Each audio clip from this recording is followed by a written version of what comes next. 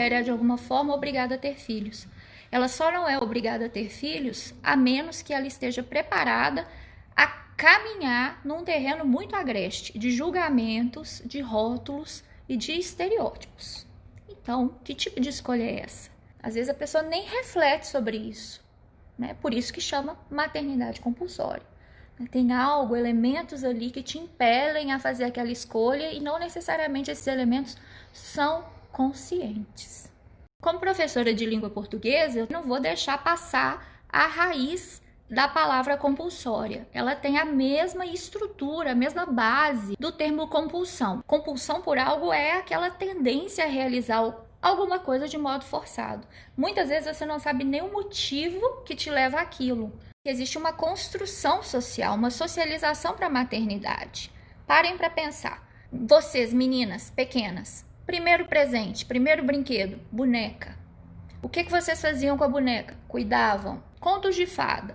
Sempre tem uma princesa que vai ser resgatada por um príncipe e o final feliz é o casamento com a prole. Então, tudo isso é um processo ali de construção de um comportamento. Há quem se lembre da figura paterna do pai cuidando, mas a maioria das vezes a gente tem lembranças dos cuidados das nossas mães, das nossas tias, das babás, sempre mulheres. Então, mulheres nasceram para cuidar, são as mulheres as responsáveis por dar vazão a esse instinto maternal. Isso vem de uma cultura falopatriarcal, de toda uma estrutura ali pensada em reduzir a mulher à procriação, a coibir liberdades individuais, a ignorar o fato de que existem direitos reprodutivos. Como se não bastasse, a gente não pode se esquecer da responsabilidade da religião, da cultura judaico-cristã nessa parada, de associação da mulher com o ventre sacralizado, de associação da mulher como aquele ponto ali de constituição de uma família tradicional.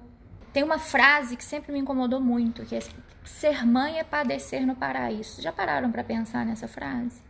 Padecer é morrer, né? Então a única forma de alcançar o paraíso é pelo exercício da maternidade, e é tão martirizante, né? A figura dessa mãe é colocada como uma mártir, que ela não pode nem usufruir disso. Chega lá, morreu, né?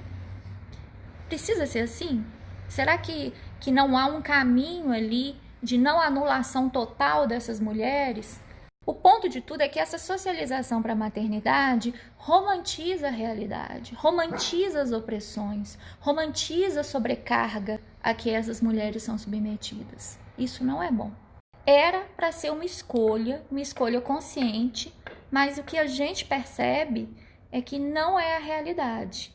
E as que optam por não ter filhos são massacradas. Quem não quer ser mãe é considerada narcísica, egoísta.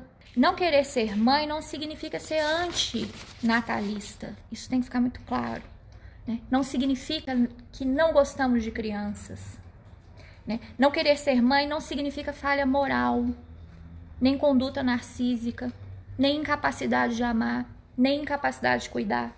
Não querer ser mãe significa refletir sobre experiências de outras mulheres e considerar as nossas liberdades individuais e os direitos reprodutivos. Significa não querer experienciar frustração de escolhas baseadas em ditames e nem querer gerar filhos problemáticos. Porque quando há conflito ali naquela escolha, é inevitável um contexto de cobrança e de amargura. Significa avaliar as renúncias, os limites, aquilo que a gente dá conta de fazer, né? Na condição de indivíduos complexos que somos, né? Isso dói, gente, é uma escolha doída. Então é muito cruel quando do alto ali da maternidade alguém inferioriza a que escolheu não ser mãe.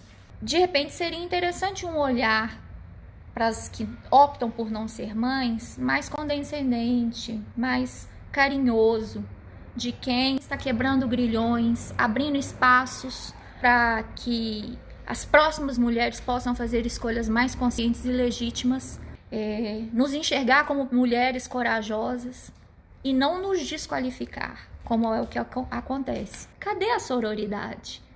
Se nós conseguimos perceber a grandeza dessas mães corajosas que escolhem um caminho árduo como esse, por que o inverso não pode acontecer também, né? Um pouco mais de respeito. Será que não há um caminho de escolhas legítimas, conscientes, não compulsórias em relação à maternidade? Que é linda, linda, mas não precisa ser obrigatória e tão irrefletida.